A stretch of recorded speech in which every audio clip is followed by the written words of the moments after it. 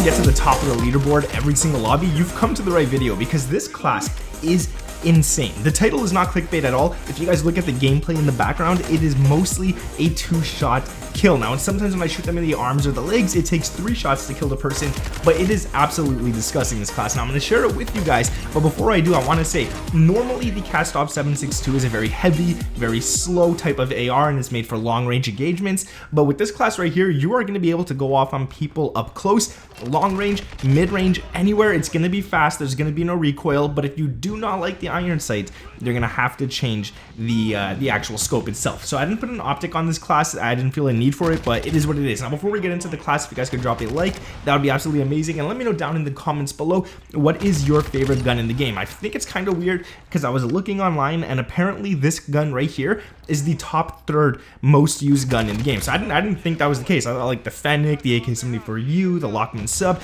I thought all of those guns would dominate the list, but this made it to the number 3 spot, which is pretty insane.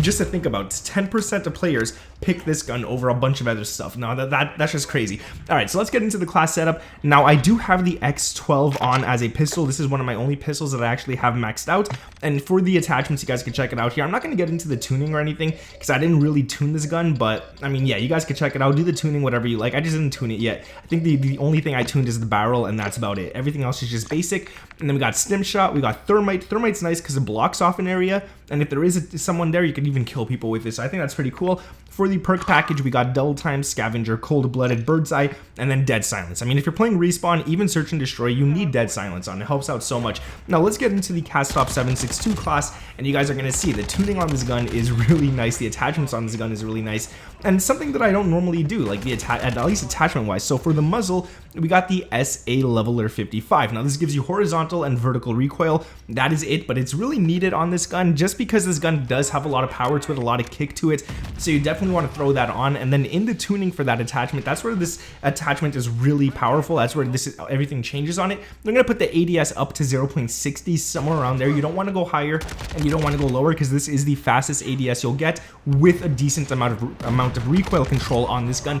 And then for the gun kick control, we're gonna put it up to plus 0.20. And the reason you want to do that, I'll show you guys right here. If you change that, the accuracy goes higher, but the recoil also changes as well. 0.20, the recoil is at the highest, so it's the easiest to control. You get good accuracy, you get good handling, and all that kind of stuff. So definitely throw on that attachment and do that tuning to it. Now, the next attachment is going to be the barrel, and that's the 342mm Sakin KL. This gives you ADS speed, movement speed, and hip recoil control. Another good option would be the Kastovia 343 for ADS and hip recoil control. You only lose damage range, hip fire accuracy, and bullet velocity, but you don't get the movement speed with this attachment right here. This one, you get the movement speed, but you lose even more. So you lose also recoil control on it, but I still recommend using this one because the recoils, honestly, it's not that bad at all. So this one right here, the tuning is going to be plus 0.35, anywhere around there towards the recoil steadiness. And then for the ADS, you want to go to minus 0.30, and I feel like that's actually really nice. I did different tunings on this one. I tried putting the damage range rather than the ADS speed up and stuff, but honestly, it still takes the exact same amount of shots. No matter what you do with the damage range, it's the exact same amount of shots to kill people at long distance. So just work on that ADS for this attachment, and it's going to be really nice. The next attachment is an optional one, and that's the Luminate 44. And it's pretty much just a flashlight, but this flashlight gives you sprint to fire speed and aim walking steadiness. So I feel like this one's really important, especially for that sprint to fire speed. We are playing with an AR, so you want to be able to fire this thing as fast as possible up close. And the longer you are, sprint to fire speed doesn't matter as much, but I would really recommend throwing this on. But if you don't want this and you want an optic instead, you could definitely go ahead and put on the Slimline Pro. Now, the problem with the Slimline Pro is it takes away even more ADS, so I wouldn't really recommend that. And the iron sight, at least in my opinion on this gun, is very clear, it's very small, and it's very easy to see the enemies and keep track of the enemies with it. So I would go with the laser rather than the optic on that attachment. Now, the second to last attachment, again, this one is great. It's the FT TAC Elite stock. Now, all you get is recoil control with this. You lose ADS and you lose crouch movement speed. Now, for one, crouch movement speed to me it's not a con. I don't crouch and walk around like a lot of people do in this game. I don't feel like it's really worth it.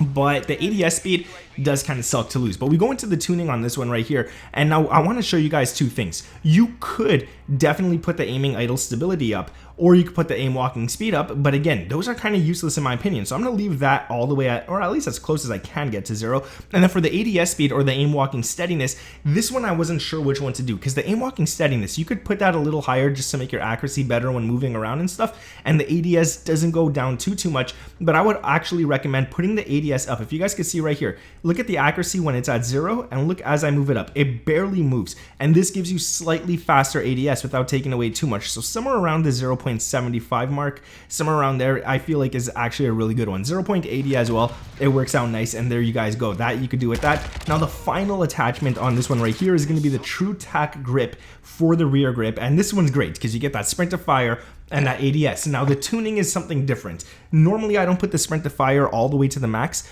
but if you change it right here, the only difference right here is that you get more accuracy, but you lose a lot of sprint to fire. If you get rid of some accuracy, you could throw that all the way up. It doesn't actually change much in this area, so anywhere you stick between, I'd say 0.18 and 0.45, I mean, there's no difference whatsoever. At least it doesn't look like it, so I just threw it all the way to the max anyways.